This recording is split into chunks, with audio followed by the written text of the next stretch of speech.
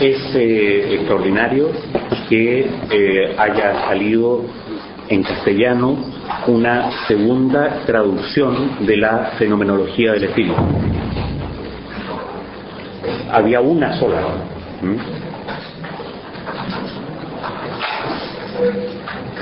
Noten que tuvieron que pasar 160 años para que la fenomenología del espíritu estuviera completa en castellano. Se había traducido parcialmente. Claro, las primeras traducciones parciales al castellano son de 1930, 36. O sea, de todas maneras, son 130 años antes que la gente se decidiera a editar la fenomenología en castellano. Lo mismo pasa en inglés, lo mismo pasa en francés, ¿no? Eso es una muestra, una de las tantas muestras de lo poco leído que es Hegel como filósofo en el siglo XIX y en el siglo XX. Entonces es extraordinario que haya salido esta edición de Manuel Jiménez Redondo, sobre el que no tengo ningún antecedente salvo el hecho de que sacó esta edición. No sé quién es Manuel Jiménez Redondo.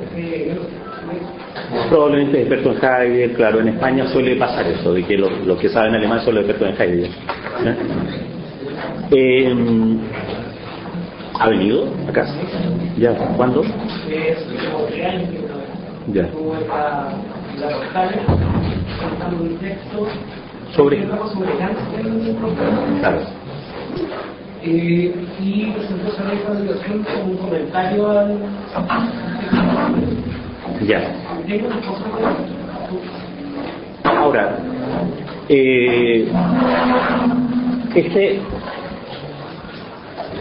es un gran texto, digamos, ¿no? Entonces tiene algunas gracias que son bastante deseables y estimables. La primera cosa es que él explicita sus opciones filosóficas. Dice, ya que yo soy esto, soy lo otro y soy lo otro, más bien platónico, o más bien heideggeriano, tenga usted en cuenta eso, porque no hay ningún traductor objetivo, ¿no? Entonces es muy notable eso, ¿no? Por otro lado, tiene una enorme sección de notas que son muy deseables a la hora de los estudios, ¿sí?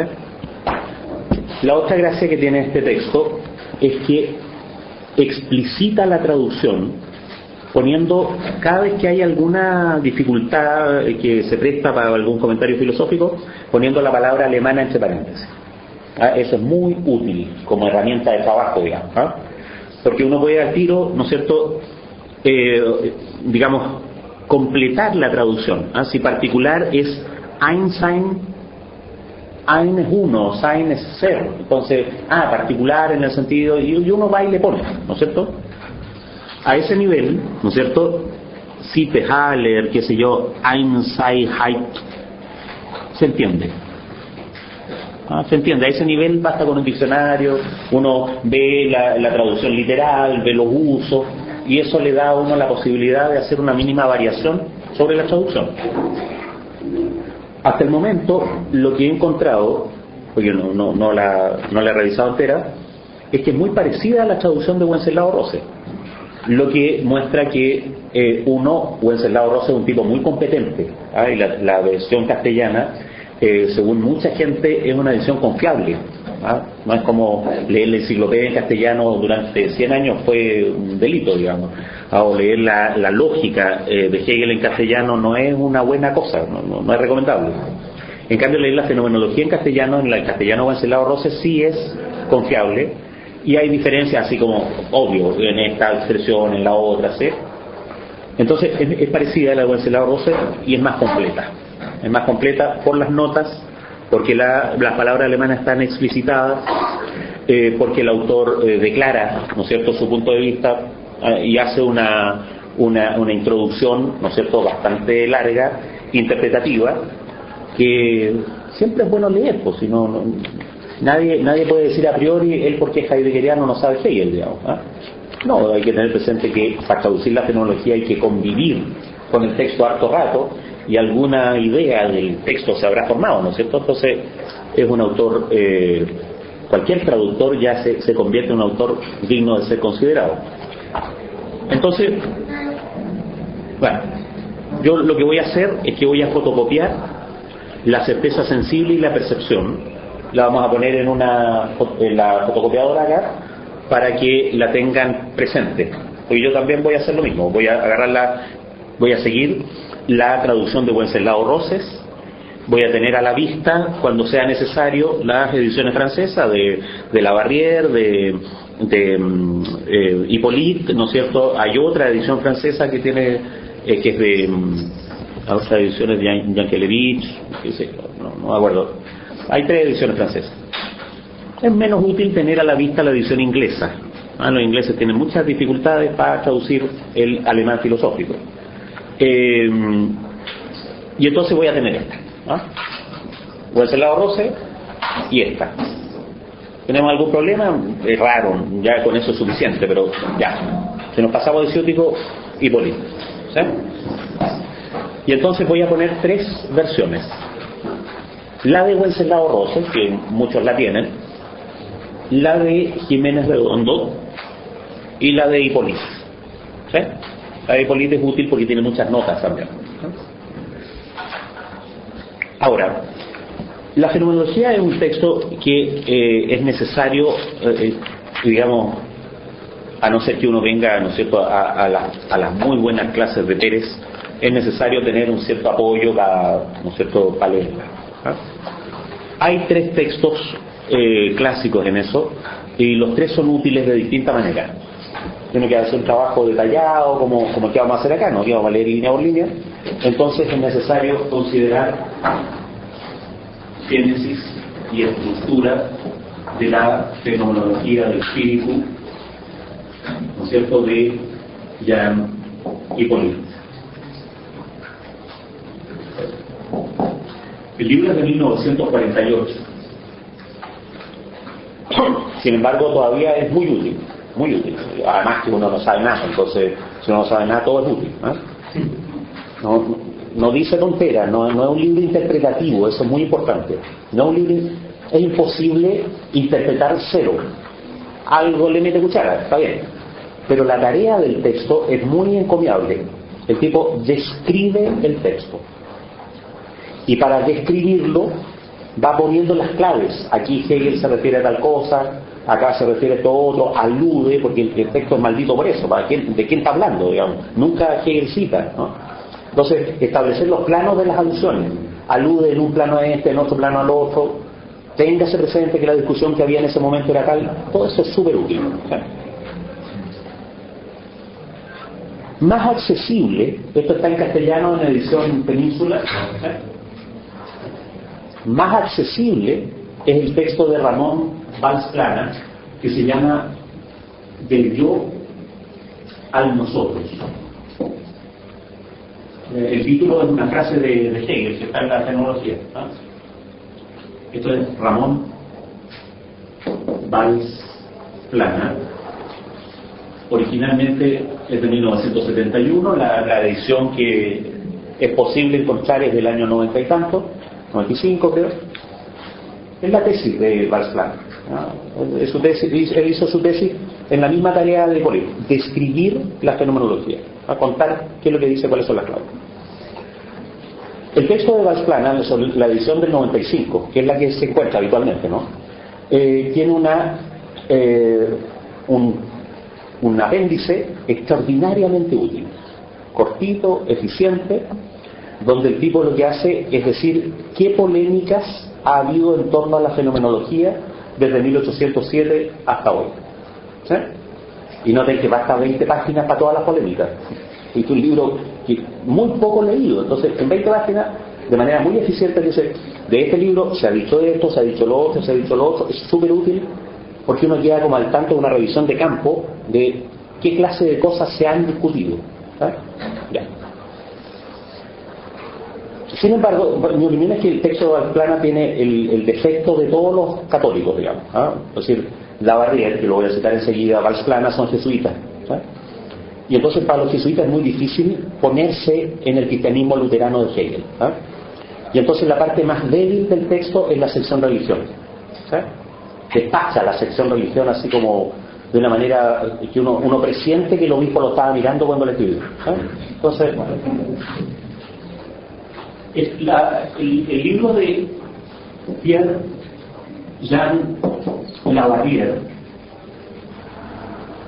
tiene una traducción de la fenomenología. Él es famoso por la traducción de la lógica, pero tiene una traducción de la fenomenología junto con Gwendolyn Jarsik, que es la traductora que está siempre al lado. El libro se llama Estructura de la fenomenología del espíritu. Ahora se me fue el título. Parece que se llama Estructura de la fenomenología del espíritu, o Estructura de la fenomenología del espíritu de Hegel. Todo eso sale en el título.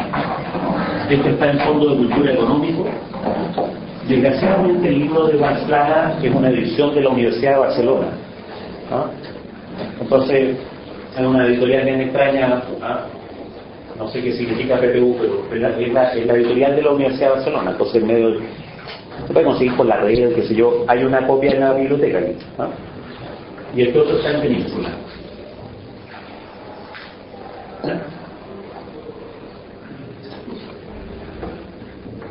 Yo creo que tiene sentido. Sí, tiene sentido. Hay un cura marxista en Buenos Aires que escribió una serie de libros sobre la fenomenología. En este tema, esas dos condiciones son un límite. Uno, que es un cura, y otro, que es marxista. Y entonces a los marxistas les suele ocurrir que tratan de sacar las conclusiones, digamos, no describen el texto, pero al tiro van aterrizando a la praxis. No es necesario. Sería deseable hacer la lectura del texto como texto y que cada ciudadano saque sus conclusiones. Pero, sin embargo, puede ser muy útil leer los libros de Rubén Gris. Son varios. Él le dedicó un libro a cada capítulo. Un libro para la sección conciencia, otro para la sección autoconciencia, otro para la sección razón, ¿no es cierto? Y tienen varios títulos. ¿Sí? En la carpeta que dejemos en la fotocopiadora, yo voy a poner una bibliografía donde están las referencias precisas. ¿Sí? Están brevemente comentadas. También dijimos la vez pasada que es deseable revisar el texto de Terry Pinkard que se llama Hegel. Un texto enorme, de unas 900 páginas, que es una biografía, por un lado, una biografía muy entretenida, llena de comidillos y copuchas, pero por otro lado, capítulo por medio, él tiene un tratamiento teórico de los principales textos. Hay un capítulo bien grande, Fenomenología del Espíritu, hay unas hartas páginas, Filosofía del Derecho, hartas páginas, Ciencia de la Lógica, y él hace como una revisión, así, este libro se trata de él. Es un experto, es un hegelólogo muy notable, y entonces vale la pena tener en cuenta eso. Considerando los comentarios que habitualmente se hacen, estos son comentarios descriptivos, no interpretativos. Mi opinión es que uno no aprende mucho sobre la fenomenología del espíritu leyendo el libro de Heidegger que se llama La fenomenología del espíritu, o el libro de Lukács que se llama El joven Hegel, o el libro de Marcuse que se llama Razón y Revolución. En esos casos, uno aprende de Lukács, aprende de Heidegger, aprende de Marcuse, pero no de Hegel. ¿Sí? Entonces, ahí hay lecturas interpretativas. ¿Sí? En otro plano, yo creo que uno no aprende mucho leyendo la interpretación de Collier.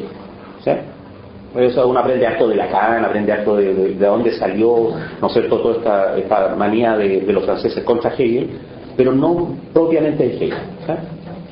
Entonces, insisto, es preferible, si uno quiere entender lo que dice el texto, leer estas lecturas relativamente neutras, descriptivas, por decirlo así. Por otro lado, mi opinión es que todas las lecturas de Hegel, es decir, las lecturas francesas, que están marcadas por la cuestión católica, tienen un defecto ahí en la cosa de la religión. Las lecturas anglosajonas, Terwinkar, Pippin, ¿no es cierto?, Charles Taylor, están marcadas por la filosofía del derecho. Entonces también eso es un cierto, después cuando uno se va metiendo en el tejimaneje del asunto, es un cierto sesgo, ¿sí?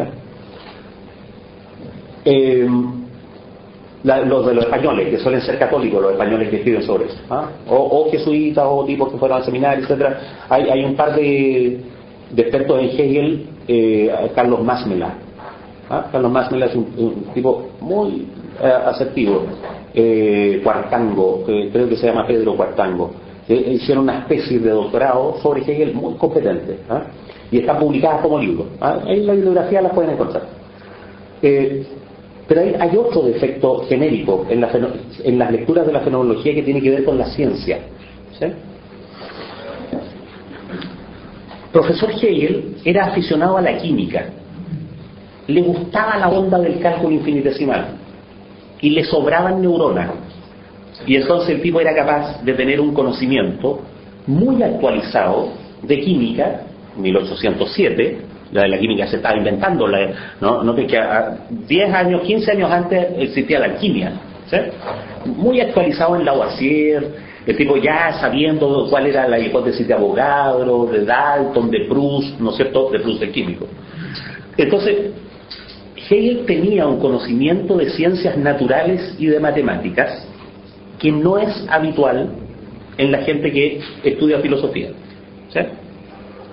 Y entonces sus comentarios, digo por ejemplo porque me ha tocado ver los comentarios de Alain Badiou sobre, que es matemático, sobre el concepto de infinito en Hegel, ¿sí? Entonces pasa lo siguiente: la mayor parte de la gente que estudia Hegel no tiene conocimiento científico a la altura de Hegel, y eso es 200 años atrás, ¿no? Pero aún así, que han pilladito ahí con quién son las Valencias, digamos, fuera de España, digamos, ¿no?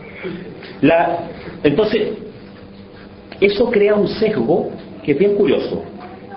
Prácticamente todos los comentaristas dicen que la razón observadora no tiene mucha razón de ser, no se entiende por qué Hegel gastó tanto tiempo, tantas páginas, ¿no es cierto?, en la razón observadora.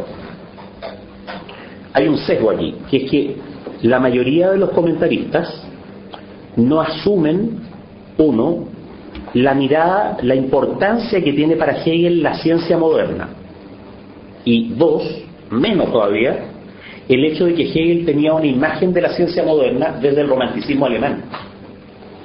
Entonces ahí hay que saber dos cosas: uno, química, o cálculo infinitesimal en el estado que estaba en 1807, y otro, qué es lo que decían los alemanes sobre eso. Que eso, a todo esto pasó a la historia, la teoría de los colores de Goethe, la fisiología de Albert von Haller, son cuestiones que pasaron a la historia. Entonces hay que tener no solo saber ciencia, sino que además saber con una erudición en la historia de la ciencia que es muy poco habitual. Por ejemplo, Ramón Valsplana dice derechamente en el yo, del yo al nosotros, dice, cuando llega a la sección razón, dice: la verdad es que la razón observadora es la parte más aburrida, ¿no?, más incomprensible de la fenomenología. Y va y la despacha súper rápido. Eso afecta a la lectura de la sección conciencia. Lo que estoy comentando es por lo que vamos a leer este semestre. Fíjense que me encontré en Manuel Jiménez Redondo con un comentario de ese tipo, que es bien curioso. Cuando empieza la sección percepción, ¿sí?, el tipo comenta: no queda muy claro por qué Hegel metió esta sección después de la certeza sensible. Pues la certeza sensible tiene una trascendencia ontológica, decisiva, qué sé yo, tiene que ver con el ser, con el habitar el ser, con el estar frente al ser, súper interesante. Y de repente estamos hablando de la cosa, la propiedad, la coseidad. ¿Por qué Hegel habrá hecho eso? Esta, la percepción, y la sección siguiente, fuerza y entendimiento, son las que menos se entienden en el libro. No quiero ni leer lo que escribió sobre la razón observadora, porque se entiende menos todavía. ¿Ah? Entonces, ahí hay una cuestión de contenido que tiene que ver con la preparación de los lectores. ¿Sí? La cuestión de contenido es que Hegel tiene, pero inmediatamente a la vista, la importancia de la ética empirista y del cálculo científico, de la razón científica newtoniana, por decirlo así. ¿Ah? En un libro tan complejo como la fenomenología, en que no deja ni un hilo, ¿no es cierto?, sin agarrar, esas son claves tan importantes como la filosofía política de Robespierre, por la idea de naturaleza humana de Hobbes, que uno podría considerar que está más en el cuento, ¿no es cierto? Abierto eso, entonces, leer comentarios descriptivos, que es sano, tener presente el sesgo de los comentaristas. ¿Sí? Ya. El sesgo de Pérez ya lo expliqué la vez pasada. Me interesa una lectura lo más cercana al texto posible, ¿no es cierto?, sin tratar de sacarle rendimiento de ninguna clase. Ese es el sesgo de Pérez. ¿Sí? Poniéndonos en la situación. Hegel, 1806, ¿no es cierto?, Napoleón, Revolución Francesa, qué sé yo, la química de Lavoisier por un lado, la escuela histórica del derecho por otro lado, la codificación del derecho civil por otro lado, que está en ciernes, ¿no es cierto?, que todavía no termina, pero Hegel ya se enteró de que eso está ocurriendo. Ese es el contexto. ¿Sí? La vez pasada hice una tesis, ¿no es cierto?, sobre el sentido general de la fenomenología, poniendo el centro en la sección, ¿no es cierto?, en el análisis de la Revolución Francesa, en la libertad absoluta y el terror. Me importa, hice una reconstrucción del índice, ¿no es cierto?, qué es paralelo con qué es condición de qué. ¿Sí? Me importa hacer algo parecido con la sección conciencia en general. ¿Sí? Y entonces después, el próximo miércoles, con la certeza sensible en particular, y después el otro miércoles, ya, la primera línea de la certeza sensible. ¿Entiendes? Ese es el camino. La certeza sensible, perdón, la sección conciencia, tiene 3 partes, que originalmente eran 3 capítulos. La certeza sensible,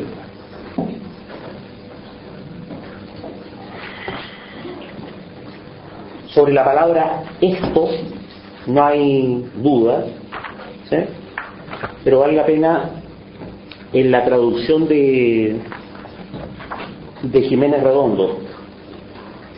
Wenceslao Roses dice en el título, ¿ah?, el esto y la suposición.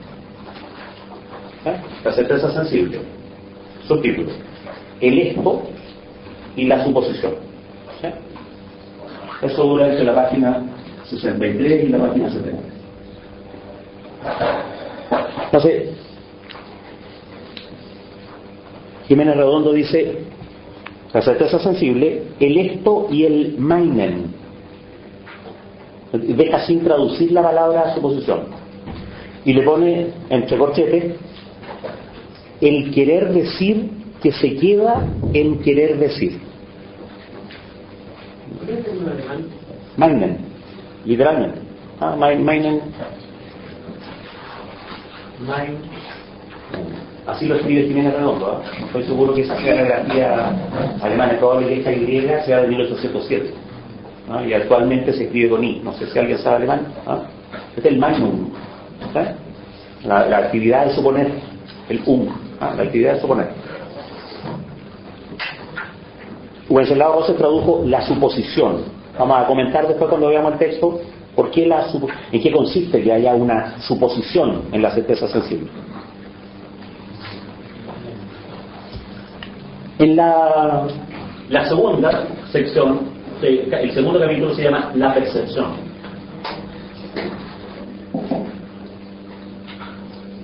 La cosa y la ilusión. Entonces, hay un paralelismo explícito, ¿no? Esto, cosa. El meinen, la suposición, y la ilusión. Note que en el fondo es el objeto, el esto, la cosa, la posición de la conciencia frente al objeto, la suposición, la ilusión. ¿Sí? Eso dura entre la página 71 y la página 81. Lo que significa que este semestre vamos a leer algo así como 18 páginas. ¿Sí? En la índice sale una, entre comillas, esto, pero la cosa no sale entre comillas. ¿Será que la traducción? Justo la traducción de cosa ahí sería esto. Ah, ya, mira, eso es interesante.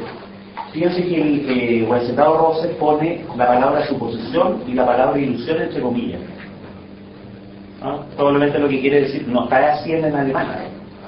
Probablemente lo que quiere decir es, mire, la traducción es provisoria, revísela, etc.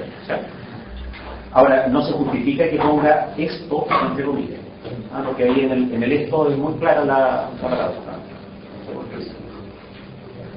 Ya. El capítulo 3 se llama Fuerza y Entendimiento.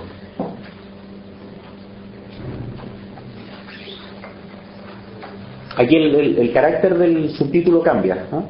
Es el fenómeno y el mundo suprasensible.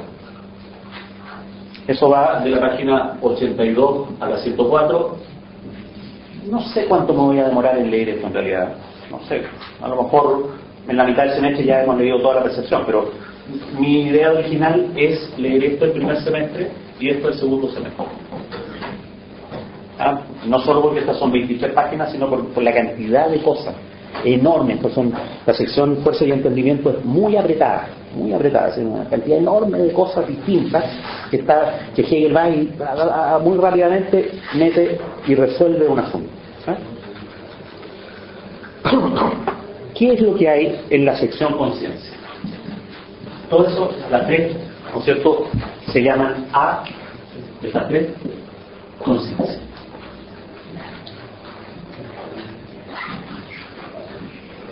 Lo que sostengo es que en la sección conciencia están las premisas lógicas y epistemológicas de la fenomenología. Es una tesis. Estoy suponiendo eso, no me vayan a creer, ¿no? Entonces, primero, premisas. O sea, lo que sostengo es que este no es el asunto. El asunto viene mucho después. El asunto es la sección espíritu. Este no es el asunto. Quizá esa sea ya, ¿no es cierto?, ese sea ya un defecto de la lectura de Heidegger. La certeza sensible está el asunto mismo y ahí quedó todo resuelto. No, lo tomó demasiado en serio. Aquí hay premisas lógicas por un lado y epistemológicas, lógicas, acerca de cómo ocurre el ser. Es premisas lógicas, cómo ocurre el ser, ¿no? El ser que finalmente se va a llamar saber absoluto. Y premisas epistemológicas acerca de cómo la conciencia sabe que así ocurre el ser. ¿Sí? Pero las premisas nomás, porque la epistemología de hecho va a estar en la sección razón. ¿Sí?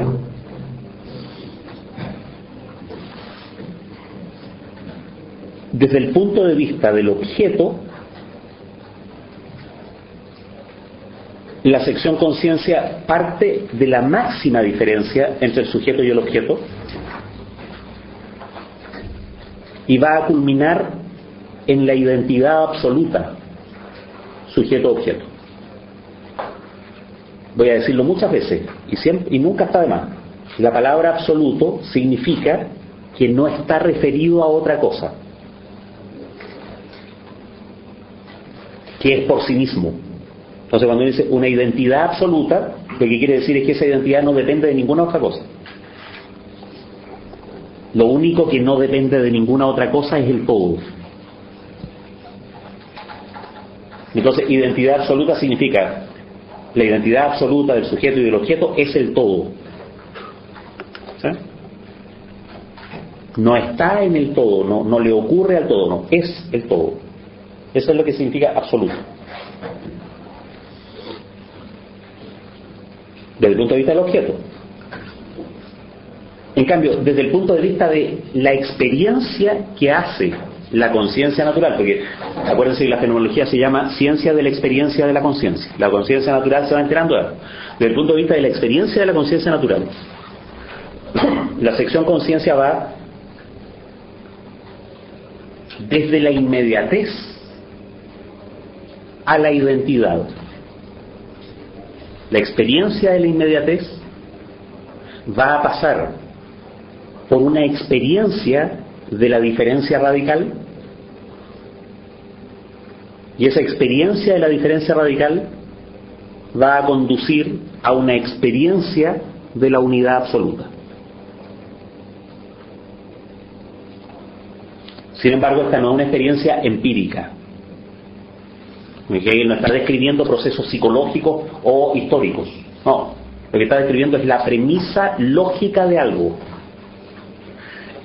Está describiendo la lógica de esa experiencia. No el que la experiencia haya ocurrido realmente. Porque cuando uno trata de hacer verosímil el texto, de repente viene la tentación de decir, mire, la certeza sensible es así como están las guaguas a los 3 meses de edad que están frente al ser, y no uno da ejemplo psicológico. ¿Sí? No. Aquí el plano es otro. La lógica que habría en la experiencia. ¿Sí? Hegel considera que esa inmediatez desde la que parte es abstracta. Advierte que es una contradicción, ¿eh? En Hegel siempre abstracto significa separado, y entonces decir una inmediatez abstracta es decir que está junto y separado. ¿Se entiende? Esa es la ilusión, perdón, es la suposición. Esa es la suposición. En eso es que la suposición no cuadra, por decirlo así, ¿eh? No cuaja. Por eso la palabra suposición tiene un matiz peyorativo. Solo supone que, ¿no? ¿Por qué? Porque se tiene la experiencia de una inmediatez y la verdad de esa inmediatez es la máxima abstracción. Ese es el argumento de la certeza sensible. Y entonces es curioso porque desde el punto de vista de la experiencia se parte de la inmediatez, estamos ahí al lado. Pero desde el punto de vista, ¿no es cierto?, de nosotros, porque existe la conciencia natural. Y entonces Hegel va a estar alternando, es decir, para la conciencia natural, y en otros párrafos, para nosotros. ¿Quiénes son nosotros? Nosotros son los que estamos escribiendo la fenomenología, o los que ya la leímos, o los que la creímos, ¿no es cierto? Los que hicimos todo el camino. Para nosotros, aquí estamos en la máxima distancia.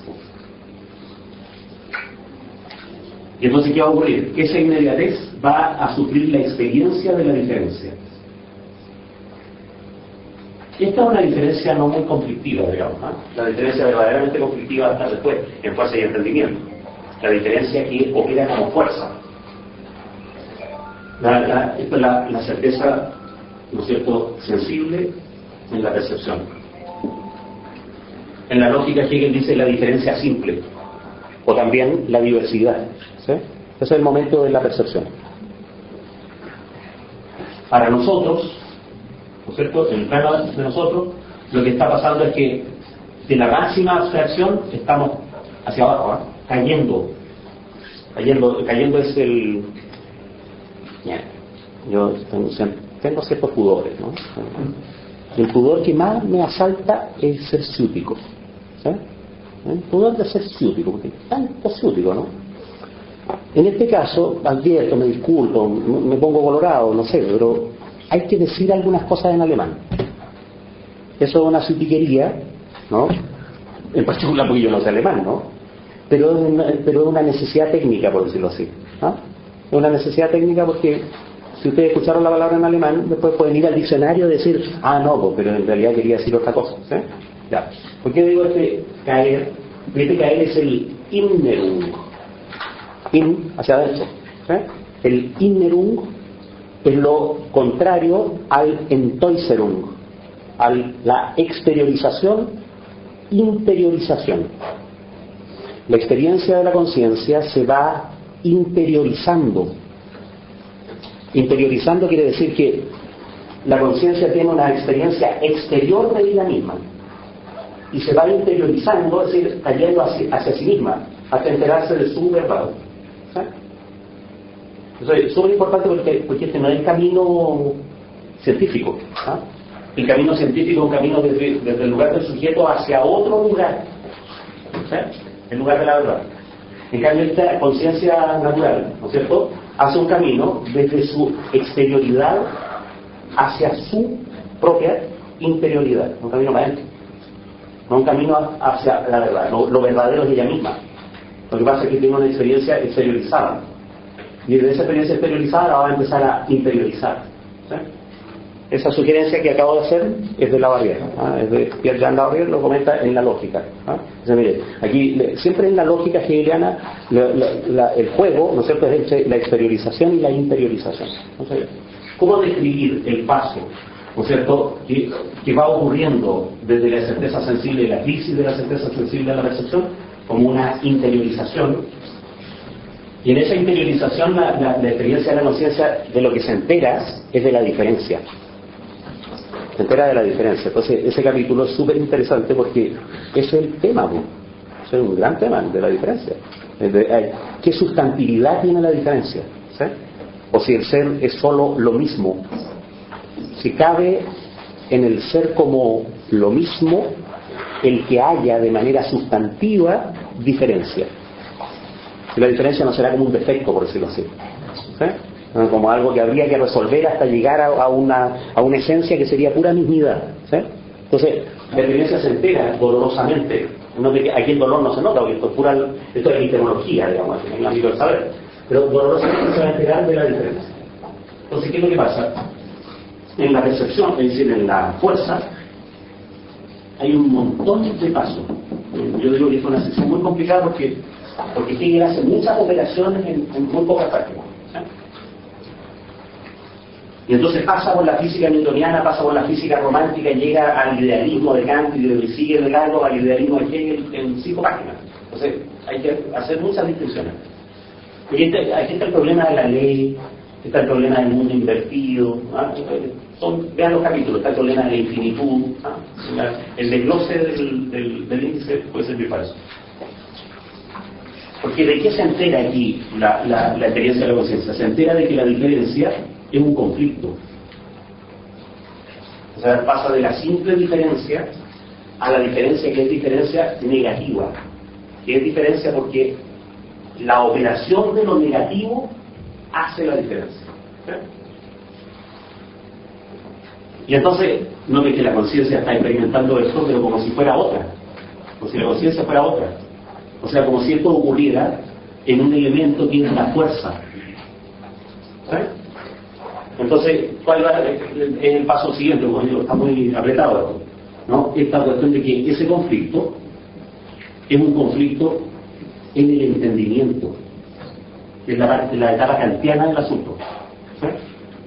Por eso se llama fuerza y entendimiento. Y entonces está esta cosa kantiana de que el fenómeno es producido. ¿Sí?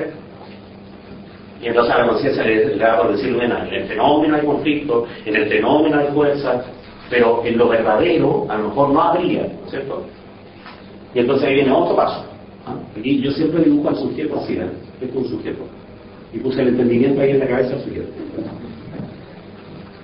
Entonces, el otro paso es que, por decirlo de alguna manera, el sujeto exterioriza ese conflicto y dice, no, en realidad lo que pasa con este conflicto es que es un conflicto en el fenómeno.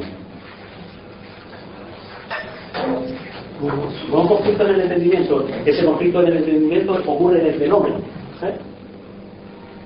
Y entonces, ¿qué experiencia es la que va a hacer la combinación? Entonces, aquí la interiorización, ¿sí?, pasa por el conflicto. La interiorización, ¿no es cierto?, pasa por tratar de expulsar el conflicto, qué sé yo.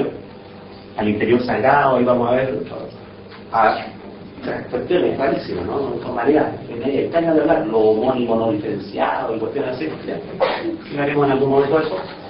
El asunto es que el sujeto hace la experiencia de su identidad con el objeto. Y entonces se llega de la máxima abstracción a la identidad absoluta.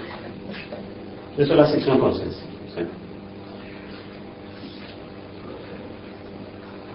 Valsplana dice, lo que está pasando aquí es que Hegel pasó del conocimiento ingenuo al idealismo kantiano.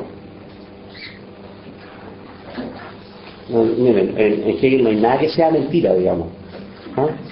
Cualquier cosa que uno diga, sí, es eso.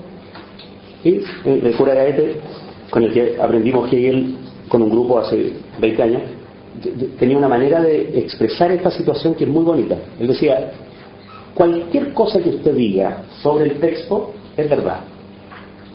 Lo que pasa es que si usted va y le dice eso a Hegel, Hegel le diría, sí, es cierto, pero no tiene nada más interesante que decirme.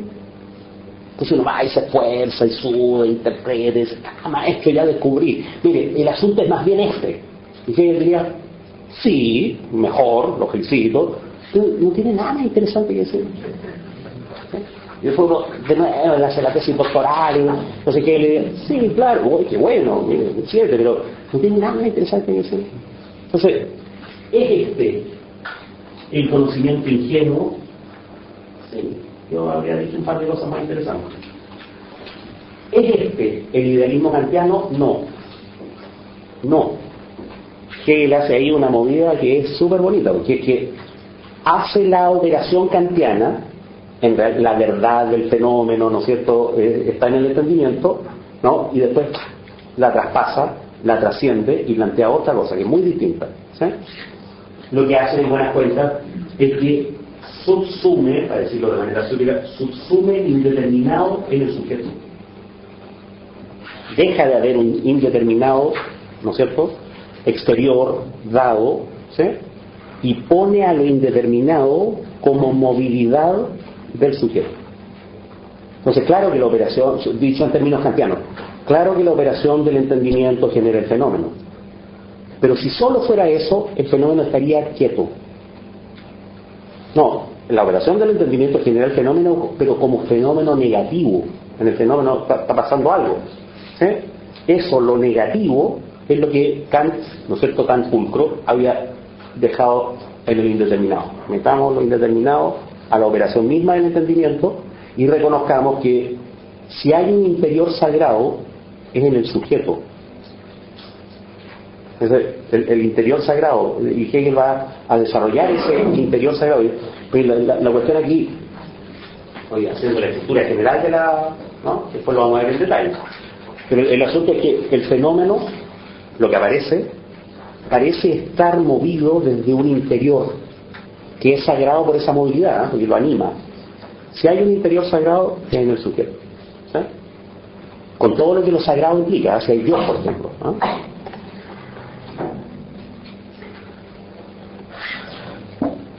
Ya. Voy a hacer lo mismo, ¿no es cierto?, lo mismo que acabo de hacer, de nuevo, en otra clase, o de otra manera. Primero, hay que tener presente, recomendación de método de lectura, familiarizarse con los términos. Eso, la familiaridad, ese es el sentido que tiene leer el texto 4 veces, 5 veces. Y no importa que uno no entienda. No, el solo hecho de que uno esté familiarizado con lo que dice es una condición. Y lo que pasa es que a la hora de explicar el asunto hay que tener todo en la cabeza, todo presente, ¿sí? Porque para eso, para familiarizarnos con los términos. Noten que aquí el asunto es el esto, la cosa y la fuerza.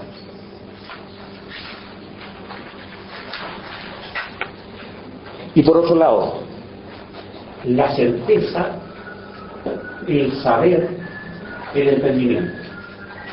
Entendimiento, Verstand, la razón, en alemán se puede decir, es un buen criterio distinguir en castellano Vernunft, razón, de Verstand, entendimiento. Sin embargo, la palabra Verstand se puede traducir como razón. ¿Sí? En Christian Wolff, por ejemplo, él usa ratio como Vernunft y como Verstand. Kant se dio cuenta que era preferible mantener esas dos cosas separadas. ¿Sí? Y eso es un muy buen criterio mantenerlo en castellano. ¿Sí? Pero en alemán coloquial, decir Verstand, decir Vernunft es más o menos lo mismo. ¿Sí? Y eso es importante, por ejemplo, para las traducciones inglesas. Los ingleses confunden una cosa con la otra sin ningún problema. ¿Sí? Ya. Entendimiento, entonces, razón, hay otra manera de decirlo, la razón en su uso teórico. Que es lo que hace Kant en la crítica a la razón pura, dice la razón en su uso teórico, y después dice la razón en su uso práctico. La razón como intelección, como cognición, como saber. Eso es el entendimiento.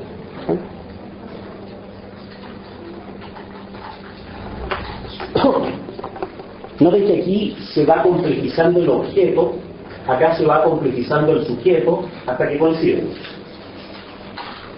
Sin embargo, esta complejidad del sujeto es una complejidad epistemológica. Por eso la sección autoconciencia es paralela a esta sección. Porque la complejización en la sección autoconciencia es la complejización ética, diríamos también política, o en la clave de Hegel, espiritual. Él hace las premisas de ese otro ámbito, ético, político, espiritual, la hace paralela a esto. ¿Sí? Después, mucho más adelante, se juntan en lo que Hegel llama la razón real. Noten que entre medio de esto, bueno, que serán del objeto, del sujeto, están ocurriendo ciertas ilusiones. La suposición, ¿cómo se dice suposición? ¿Con ese ser? ¿Está bien? La ilusión, y es bueno notar la simetría en fuerza y entendimiento con la noción de el mundo invertido. Hay un capítulo que se llama así, el mundo invertido. ¿Sí? Lo importante es la simetría, porque Hegel es un maniático, esto tiene unas estructuras así como, y de repente sale de estructura y uno se da cuenta que el texto cuadra por todos lados. Eso es también una recomendación de lectura, que lo he dicho muchas veces. Hegel no es un poeta, no es un tipo muy fome como escritura, ¿sí? Tipo maniáticamente preciso. Hay Schelling, Fichte, ¿no es cierto? Realmente como que se van de pluma, así como no de lengua, se van de pluma. Y ponen, no sé, por el sinónimo, agregan frases explicativas, así como que quedan bonitas, con un cierto ánimo lírico, digamos. No, Hegel es maniáticamente preciso. Cada vez que dice 2 o 3 veces una cosa, no la dice por razones estilísticas, la dice porque en cada una de esas repeticiones está poniendo un matiz distinto. Y a la larga uno se da cuenta que de repente hace una enumeración así, esto que no sino esto, que no sino esto, que no sino esto, que no sino esto. ¿Por qué esa enumeración tan larga? Porque en otro lugar de la fenomenología esto significa tal, esto significa, ¿sí? Entonces los matices no son redundancias. Tipo tan astutos como Walter Kaufmann sostienen que Hegel es reiterativo, ¿sí? Que Hegel es monótono en los matices. Entonces lo interpretan como un Hegel romántico que se va de pluma. Bueno, no solo mi opinión, la opinión de la mayoría de los hegelólogos es que eso es un error. Es un error pensar que Hegel agregó todos esos matices por razones poéticas, maniáticamente precisos. ¿Sí? Y entonces, bueno, por eso digo, en defensa de esta idea de que hay una cierta simetría aquí. ¿Sí? La suposición, la ilusión, el mundo invertido operan como el elemento negativo en la relación entre el sujeto y el objeto en cada uno de estos estados. El elemento negativo que es finalmente el que va a hacer entrar en duda, en crisis, en naufragio, la experiencia de la conciencia y le va a permitir pasar a la etapa siguiente. ¿Sí? De ahí por ahí es la sospecha de que no se trata de la certeza, es necesario el saber. No se trata del saber, es necesario el entendimiento. No se trata del fenómeno, es necesario el interior. No es el interior es un sí mismo. Eso va operando a través. Un papel inverso a este elemento negativo son los vínculos positivos, podría decir uno. En el caso de la certeza sensible, ese elemento positivo es la indicación. Se podría decir, la indicación es la verdad de la certeza sensible. ¿Sí?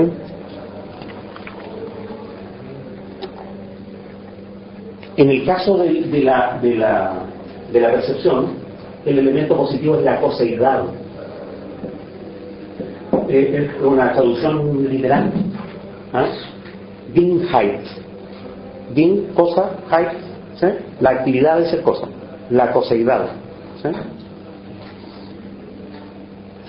En el caso de la fuerza y del entendimiento, el concepto clave es el concepto de ley. 1, 2, 3, 4 conceptos de ley, así como uno detrás de otro. ¿Sí? Pero en la idea de que hay ley, la que hace, la que convierte hasta una sospecha del mundo invertido en una cierta afirmación positiva, la infinitud. ¿Sí? El resultado de esto, ¿no? La indicación, el resultado de la indicación es la cosa. Voy a ponerlo así. El resultado de la indicación es la cosa. El resultado de la reflexión de la coseidad es que la coseidad no es sino fuerza. ¿Sí? Ya. El resultado de la reflexión que se hace sobre la ley, no dije, hay una parte que se llama la ley del mundo invertido. ¿Sí? El resultado de eso es la infinitud. Vean la página 100, van a ver ahí el capítulo. De la 100 a la 104 el capítulo se llama la infinitud. Esa es la parte, ahí culmina el asunto. ¿Sí? El tubérculo.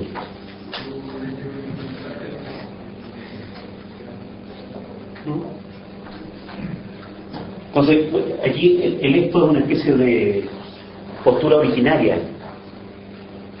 ¿Sí? El esto es una especie de bastón. A ver, supongamos el esto. Ya, de ahí para adelante. ¿Por qué? ¿Contra quién? ¿Estoy hablando contra quién? Contra Heidegger.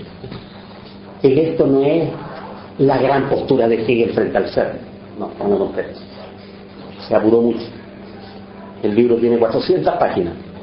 Y Hegel es un maestro de los matices, voy a decirlo en términos francísticos, de los movimientos lentos. ¿Eh? En cambio Heidegger, más energético, ¿no es cierto?, fue directo al asunto. Y llegó al asunto en la página 7. Y el libro tiene 400. No sé si han visto el libro, ¿eh? El libro se llama La fenomenología del espíritu de Hegel, Martin Heidegger. No es un libro de Heidegger, desde luego, son clases de Heidegger editadas como libro. Entonces dijo, siempre pasaba Heidegger, vamos a hacer un seminario sobre la fenomenología. Había pasado un semestre y llegó a la página 7. Vamos a ver, veamos la metafísica occidental. Nunca pasó el poema de Parménides. Era un seminario sobre la metafísica occidental. Mi opinión es que esa manía no es por el detalle. Lo hizo tan detallado que se habría demorado 50 años. No, es por el apuro. Trató de resolver todo en el primer momento. ¿Sí? No, porque Hegel es como, de alguna manera es al revés. ¿Sí? Es al revés en el sentido de que en el detalle, sin apuro, en el detalle está lo fino. No tiene nada más interesante que decirme. Ese es el asunto. ¿No? Ya.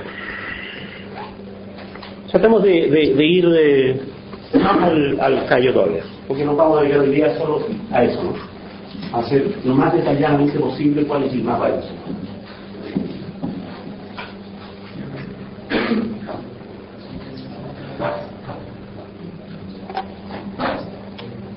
En la certeza sensible, lo que hay es una crítica de la inmediatez. Certeza sensible es una crítica Ahora, ¿cuál es la clave que estoy usando? La clave es, ¿cuál es el propósito polémico que tiene Hegel en cada uno de estos pasos? ¿Sí? En 1807, Hegel miraba a huevo a Friedrich Jacobi, y había buenas razones para mirar a huevo a Jacobi, salvo el hecho de que tenía una señora muy bonita. Pero era un diletante, ¿no? Un diletante, un intelectual, tenía plata, tenía tiempo, qué sé yo, y hacía unas veladas filosóficas. Y en las veladas filosóficas se exponían temas. Después, Jacobi, años después, publicó un libro, y el libro resultó ser bastante sustantivo, no era tan tonto como parecía, no era simplemente un diletante, etc. El hecho es que cuando Jacobi murió en 1819, Hegel tuvo la paciencia suficiente como para leer el libro y encontró, Jacobi era el tema. ¿Sí? Eso hace que en la enciclopedia, en el concepto previo de la enciclopedia, Hegel usa a Jacobi para criticar la idea de que es posible un conocimiento inmediato. ¿Sí? Es extemporáneo respecto de la fenomenología, porque en 1807 no tenía ese elemento, no tenía esa cosa tan arcaica, tan clara. Jacobi dijo de manera muy clara lo que Hegel quería criticar. ¿Sí? A lo mejor si lo hubiera hecho en 1820, en 1830, la certeza sensible sería más larga. Sería más larga porque Hegel habría tenido más cosas que decir, cosas más diferenciadas que decir sobre este asunto. No es posible un conocimiento inmediato. No hay experiencia inmediata. Una tesis bien fuerte porque contraviene todos los existencialismos, muchos, del siglo XX, por ejemplo. ¿Sí?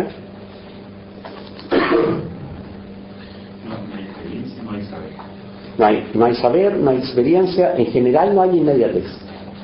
En general. Ni como experiencia, ni como saber, ¿no? La inmediatez es una abstracción. ¿Sí? La inmediatez es un resultado, no un punto de partida. Clasificación como historia. Lo contrario de inmediatez es mediación. ¿Sí? El punto lógico en juego es que la diferencia es lógicamente anterior a la mismidad. ¿Sí? Esto es una filosofía de la diferencia, yo siempre digo. Sáquense una filosofía de la diferencia. ¿Qué es una filosofía de la diferencia? Pues está todo, ¿no es cierto?, en los años 70, 80, de hacer filosofías de la diferencia, frente a la idea y como identificacionista, ¿no es cierto?, de la modernidad. Lo que está en juego aquí es que como la diferencia es lógicamente anterior a la mismidad, a la igualdad, no a la identidad, a la igualdad, a la mismidad, como es lógicamente anterior, entonces toda experiencia contiene en ella misma la diferencia. ¿Entiendes? Es una cuestión arraigada en el orden del ser. ¿Sí? Todo está pegado con todo, pero está pegado a través de la diferencia. No a través de la indiferenciación, sino a través de la diferencia. Es un punto bien de fondo, pero es un punto lógico, no un punto político, ontológico, ético. ¿Sí? En términos de la lógica, uno podría decir que lo que está implicado aquí es la idea de puro ser o de simple ser. En Hegel siempre la palabra puro y la palabra simple son peyorativas. La palabra abstracto, puro, simple, son como insultos. Sobre todo cuando las usa contra alguien. Y dice, la pretensión de fulano de tal es la simple pretensión de, lo está insultando. Entonces es como, no se le ocurrió nada más básico que eso. ¿Sí? Entonces el puro ser, el falso universal,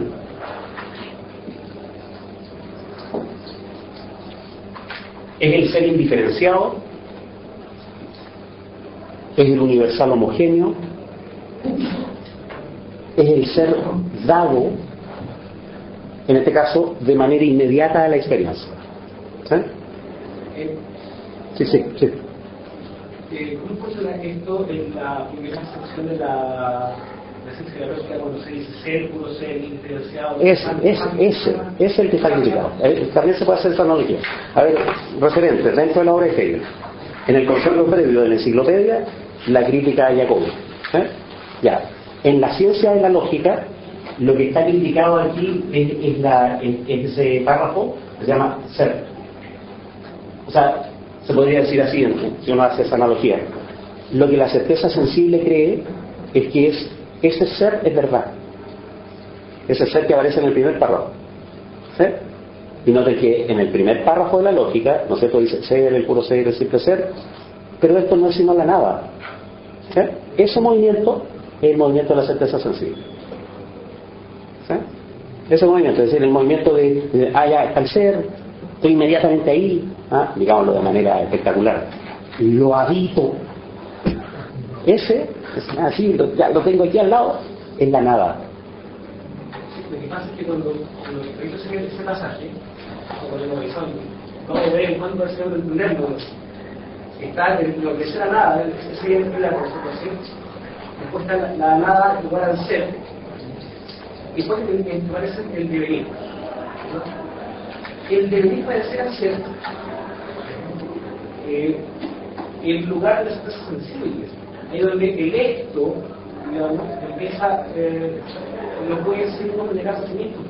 Esto, pero para ser más puntilloso, el devenir es, según mi concepto, es análogo al movimiento de la certeza sensible, no a la certeza sensible. ¿Sí? Porque lo que pasa es que la certeza sensible es, por decirlo en otro término, es una posición. ¿Sí? Ya. Esa posición, en estas 7 páginas, ¿no es cierto?, se mueve hasta que llega a la percepción. ¿Sí? Ya. La posición es en la lógica, el primer párrafo, ser. Y ya el primer párrafo empieza el movimiento, pero esto es nada.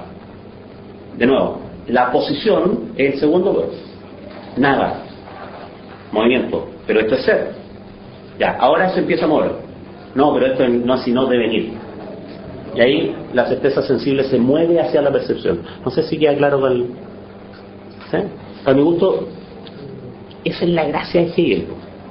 Yo encuentro admirable que Eric Weil haya dicho: no siempre entiendo a Hegel, lo que sí estoy seguro es que era más inteligente que yo.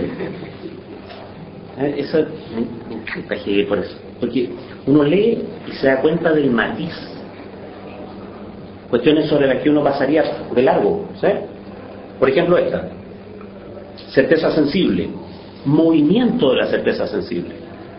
Distingamos: movimiento positivo es el ser, movimiento negativo, chuta, es la nada, naufragio.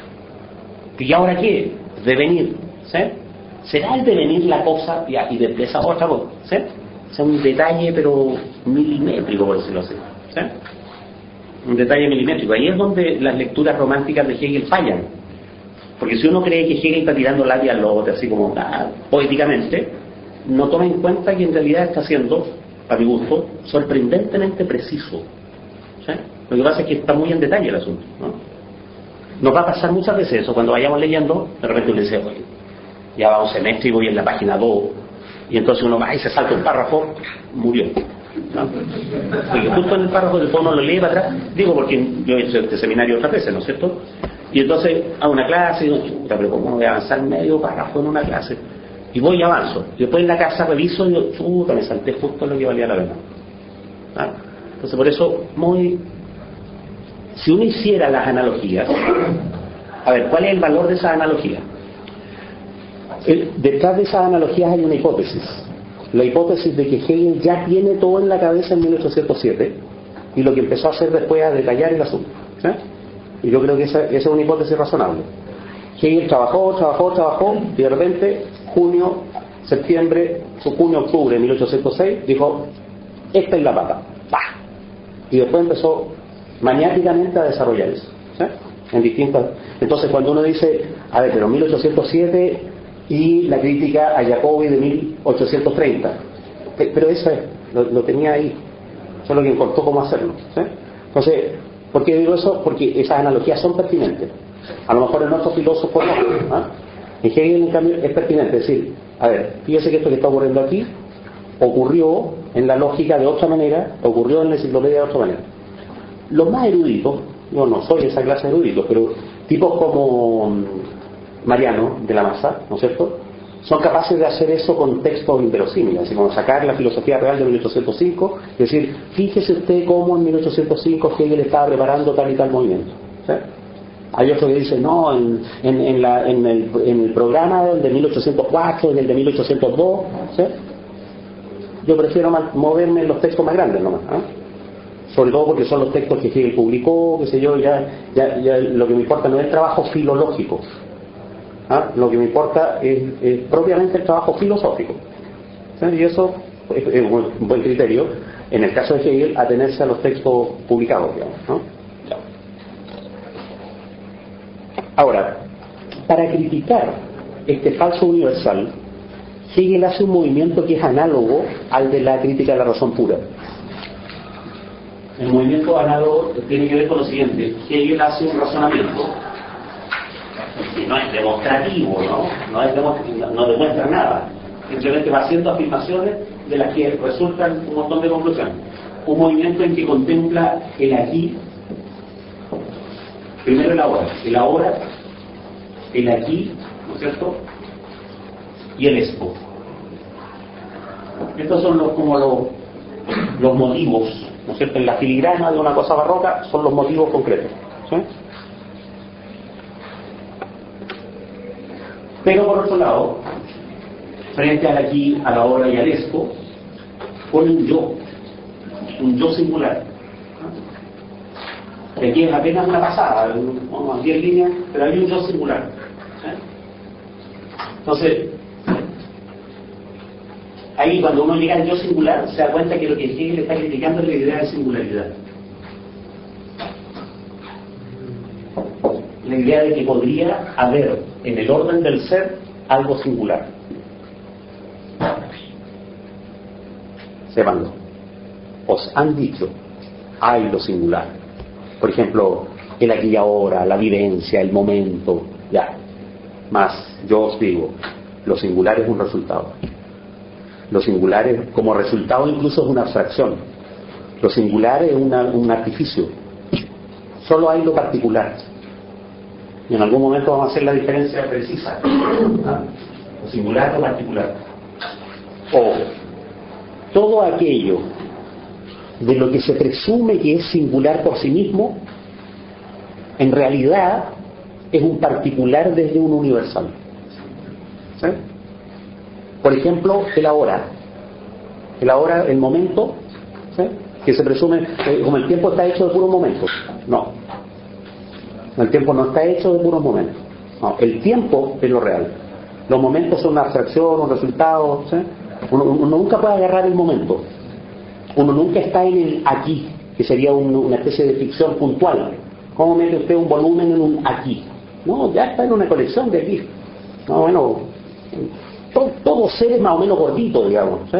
El aquí es esa abstracción puntual en que el ser estaría precisamente en tal lugar. No existe eso. El universal del tiempo, el universal espacio, es lógicamente anterior, además eso es Kant, es ontológicamente anterior a la singularidad. Eso es Hegel. Es ontológicamente anterior. ¿Sí? Ya, eso es lo que está de acuerdo. ¿Ah? Y conseguía lo de todo, porque ¿cómo se critica esto? A través del movimiento. ¿Cuál es la verdad de todo esto? El movimiento de la indicación. El movimiento de la indicación es el que liga a los singulares, ¿no es cierto?, y los muestra como su verdad, como universal. No entiendo la afirmación anterior, simplemente el particular es una proyección singular, el singular debería ser lógicamente anterior al particular. Si lo particular fuera una colección de singulares, lo singular debería ser anterior a lo particular. Lógicamente. Pero hay un sí ahí. Si lo particular fuera una colección de singulares, lógicamente lo singular sería anterior a lo particular. Pero que si uno Pero habla es de que- en particular, es una colección de singulares. Pero es que, de nuevo, si esto es cierto, sería cierto lo otro. Lo que pasa es que lo particular no es una colección de singulares, porque lo singular no existe. Por decirlo así, la unidad mínima del ser es lo particular. ¿Sí? En ese sentido, claro, en ese sentido, la realidad de lo particular, porque podemos hablar de la realidad de lo particular, que es la cosa, ¿sí? Eso es lo particular. Los singulares, esto, no existen. Lo que existe es el particular, cosa. Y después el particular, la solidez de lo particular se va a disolver en la fuerza, bueno. Pero la premisa de lo que él decía, ¿sí? En esta concepción, lo particular no es una colección de singulares, o puede ser considerado como una colección de singulares a posteriori, haciendo una división meramente analítica. Obvio que si el tiempo es continuo, yo puedo distinguir de manera puramente analítica los momentos. El problema es si hay alguna sustantividad ontológica detrás de esa distinción. No, como la realidad ontológica de los centauros no es sino la mezcolanza de los hombres y los caballos, digamos. Pero no hay una realidad sustantiva de la centauridad, digamos. ¿Sí? Es pensable algo que no es del ser. Es pensable. ¿Sí? Por ejemplo, el simple ser. El simple ser es pensable. Es necesario pensarlo. ¿Ah? Además de ser pensable, es necesario pensarlo. Es necesario que se muestre como divertido. Es necesario pensarlo en términos históricos, por un lado, en el sentido de que ha sido necesario que la experiencia de la conciencia pase por ese pensamiento, ¿sí? En términos históricos. Y es necesario pensarlo en términos lógicos, por otro lado. O sea, porque en Hegel la lógica se concibe, por decirlo así, no se afirma. Entonces, claro, uno tiene que pasar por la idea de vivir. Los singulares existen. Para llegar a la conclusión, no, sabe que no. En realidad lo que existe es lo universal, y en lo universal hay cosas. ¿Sí? En lo universal hay lo particular. ¿Sí? Estamos diciendo muchas cosas al mismo tiempo, porque esto es un puro mapa. No es el contenido. ¿No? El mapa no es el territorio, como dicen por ahí. ¿Qué es lo que está en juego en la percepción?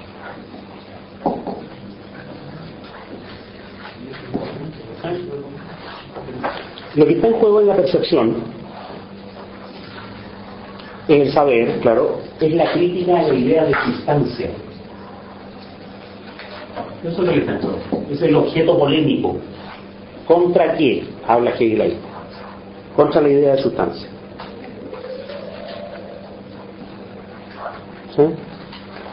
Es decir, contra la idea de que el ser es un mundo de cosas.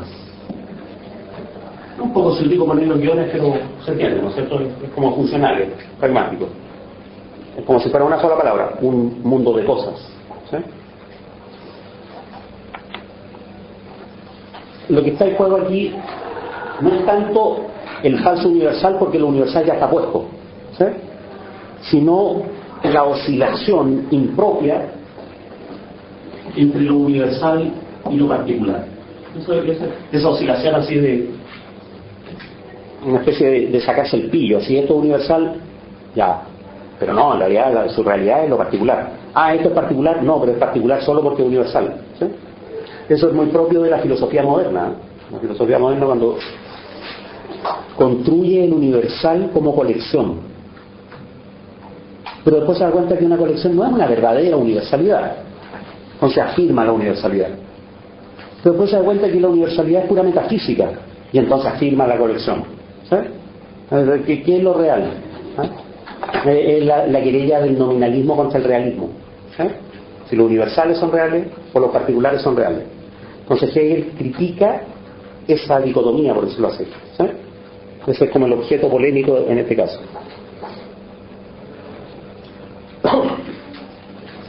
Noten que aquí lo que está en juego, como decía, el aquí, el ahora, el aquí, es el tiempo y el espacio, ¿no? El tiempo y el espacio. O sea, la parte de la estética trascendental de la crítica de la razón pura, ¿no? En cambio acá, los términos, ¿no es cierto?, son propiedad Me refiero a la cosa, ¿no es cierto?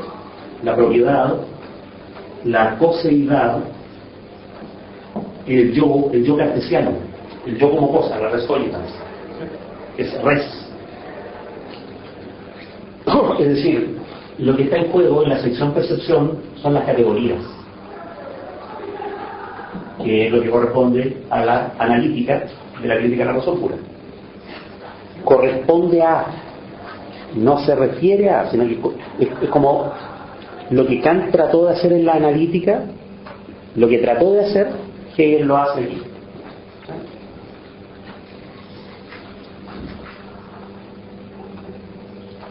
Entonces, a ver, voy a agregar otra cosa. En la certeza sensible, Lo que está criticado es la exterioridad absoluta. una exterioridad que sería absoluta, una exterioridad que no está referida a nada. Ya, acá lo que está criticado es una exterioridad desdoblada. Por eso la sección percepción puede ser jodida porque la certeza sensible hay un juego de afirmaciones, en la fuerza de entendimiento hay un juego de afirmaciones. En cambio, acá hay un juego de oscilaciones, por decirlo así. El sujeto, el objeto se desdoblan. El sujeto se va a desdoblar, ¿no es cierto?, En un sí mismo y en un yo para otro. ¿sí? El sí mismo y el yo para otro. Para otro que es un objeto, no para otro sujeto. Ese yo para otro sujeto en la autoconciencia. Bueno, aquí es yo para otro en el sentido de que es un yo en función del objeto el que lo hace ser yo. Y el objeto se va a desdoblar, ¿no es cierto?, En el ser para otro, ser para otro, el ser para otro, del objeto es la propiedad. Entonces, ¿qué va a decir? La cosa es las múltiples propiedades. Ahí vamos a tener que recordar la distinción entre cualidades primarias y cualidades secundarias.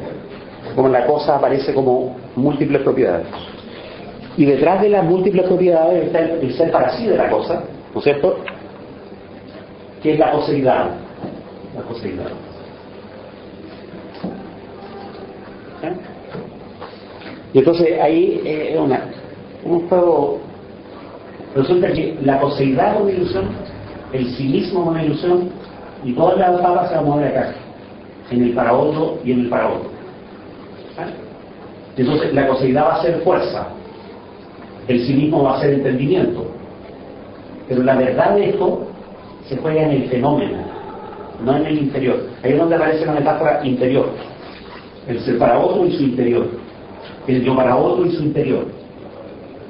Entonces el interior desarrollado es el entendimiento, el interior desarrollado es la fuerza.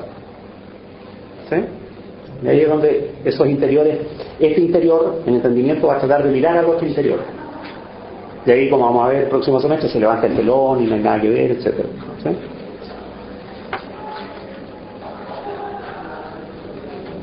Pero para eso, lo que hay que criticar es esta idea. Entonces, que aquí lo que criticó es la idea de absoluto, la exterioridad no es absoluta porque no hay inmediatez, sino que cada vez que algo es exterior en virtud de una mediación.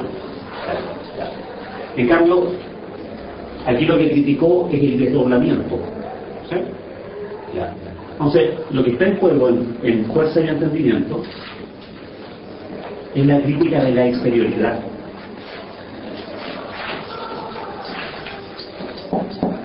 Justamente lo que el resultado de los desdoblamientos es un juego de exterioridades.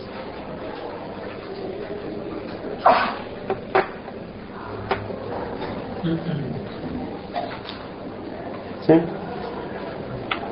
Y entonces, tal como aquí es aquí es el falso universal, aquí es lo universal y lo particular, en fuerza y entendimiento, Lo que está en juego es la relación entre fenómeno e interior. Para decirlo de otra manera, lo que está en juego es si uno se puede referir al ser con una metáfora geométrica, con una metáfora espacial. El ser estaría delante de, en ese delante de algo aparece, detrás, son puras metáforas espaciales, no sé, detrás del aparecer habría un interior, detrás del considerar habría el interior del sí mismo. Por eso, si uno se puede referir al ser en esos términos, ¿sí? Entonces va a desaparecer la barriera en sus comentarios a la lógica, ¿sí? Hace ese comentario, dice: lo difícil aquí en la doctrina de la esencia es que Hegel ya no está operando con metáforas espaciales y temporales. Y si ustedes piensan, todo lo que uno piensa acerca del ser lo piensa en términos de metáforas espaciales: el lugar, el delante, el estar en, el ir hacia, el interior, el detrás, ¿sí? Y entonces cuando uno le quitan las metáforas espaciales, el antes, ¿no? Le quitan las metáforas temporales, lo dejan como categorialmente en pelota. ¿De qué se agarra uno para pensar? ¿Sí? Por eso, entonces, para el hábito del pensamiento habitual, ¿no es cierto?, común, resulta complicado. ¿Sí? Resulta complicado y eso es justamente lo que está criticado aquí, ¿no? El tema de la exterioridad. Aquí los temas son, entonces, a ver, no, está bien, estoy tratando de mantener la línea, ¿no? El fenómeno del interior. Entonces, lo que está en juego acá es la fuerza, una cuestión un poco más complicada que se llama juego de fuerzas. La fuerza, el juego de fuerza, la ley, como digo, hay varios conceptos de ley, el entendimiento. Es decir, si ustedes piensan, esa es la tarea que Kant trató de resolver en la dialéctica trascendental, ¿sí? Por decirlo así, es la tarea que Kant le dio a las ideas reguladoras. Las ideas reguladoras le sirven a Kant para un cierto propósito. Ya. Es el mismo propósito que él lo cumple con esta categoría. ¿Sí?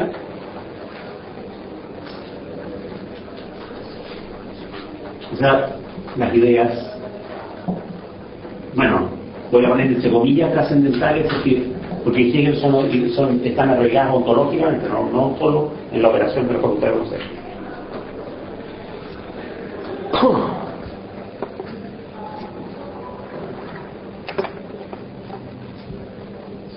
Agreguemos aún otro juego de comparaciones. Estas cosas son preliminares. Yo siempre comento que en Hegel hay una frase maldita, me dan ganas de ahorcarlo, digamos. Dicho lo anterior de manera previa y en general. Yo no creía que ese era el asunto, digamos. Dicho lo anterior de manera previa y en general. Ahora vayamos al asunto. ¿Sí? Bueno.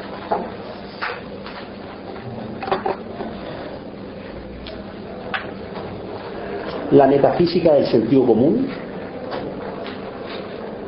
la certeza sensible, la percepción, fuerza y entendimiento, la metafísica del sentido común. Ojo, no es una crítica del sentido común. Se ha dicho eso. En la certeza sensible se hace una crítica desde el punto de vista del sentido común. No, es la metafísica que está implícita en el sentido común. La metafísica de la razón científica. Por eso Jiménez Redondo dijo: no entiendo para qué está esta sección aquí. Claro. La metafísica del idealismo trascendental, del idealismo kantiano, del idealismo trascendental en su aspecto teórico, porque muchas más páginas se van a dedicar a la crítica del idealismo trascendental en su aspecto práctico. ¿Cuál es la categoría que hace la fuerza, por decirlo así? La categoría de diferencia, la categoría de oposición, la categoría de infinitud, es necesario agregarle esta infinitud en sentido teórico. Porque resulta que lo primero que dice la sección autoconciencia, ¿no es cierto?, es: tenemos ahora la infinitud viviente. La infinitud cambia de carácter, cambia de plano, por decirlo así. ¿Okay?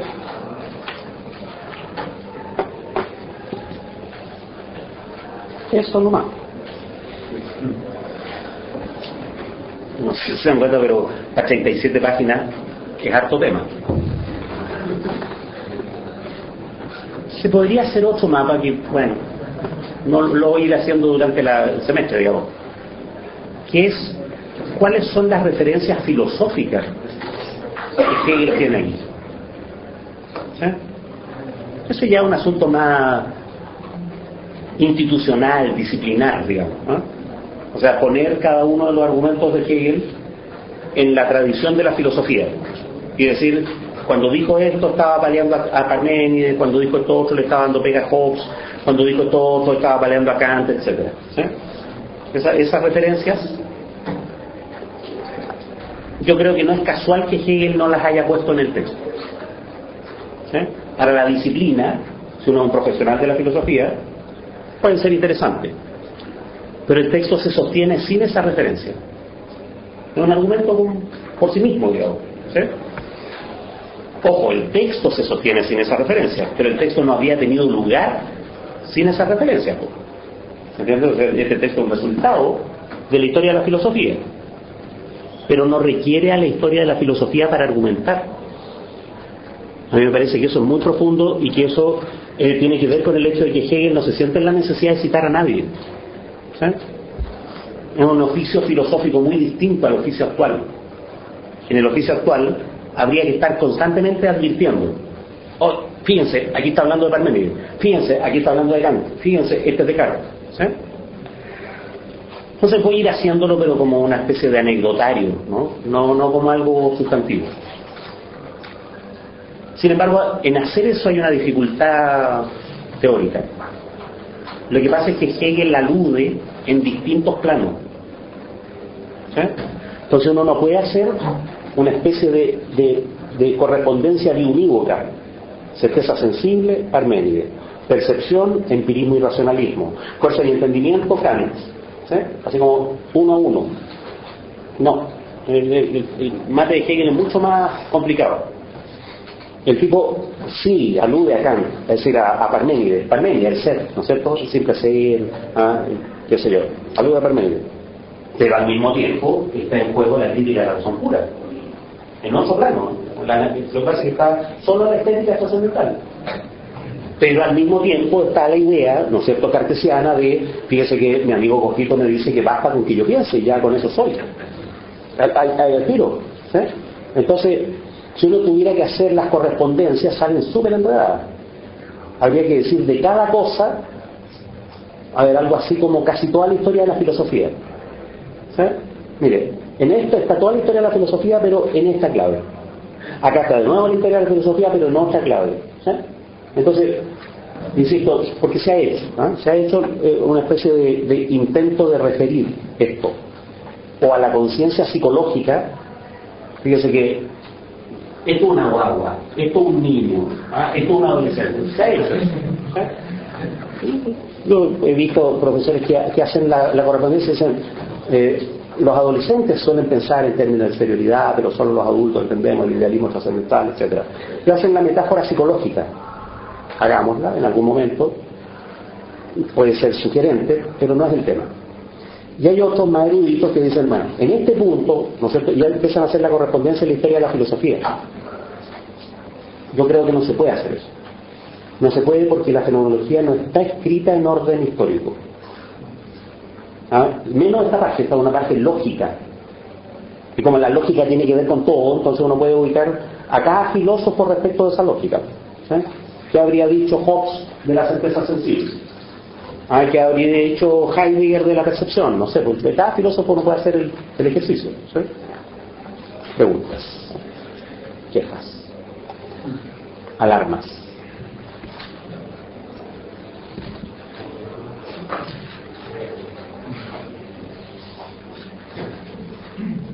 yo voy a recordar la próxima clase rápidamente esta parte nomás. La voy a recordar. Miren, en la certeza sensible está en juego y vamos a ver. Me importa mucho comentar qué clase de argumento es el que hace Hegel. O sea, cómo escribe. Porque uno podría esperar que argumente de manera estricta, que argumente de manera demostrativa. Vamos a ver que no, que una frase no se sigue de la otra. Ya, eso es.